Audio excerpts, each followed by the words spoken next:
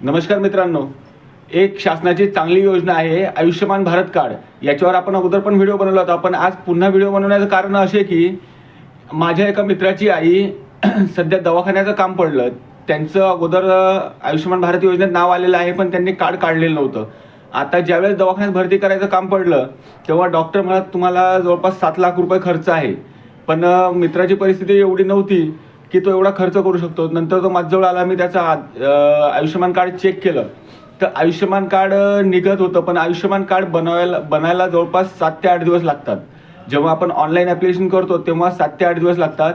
आता मित्रांनी आता बनवायला टाकलेलं आहे व अजूनपर्यंत ते आलेलं नाही आहे.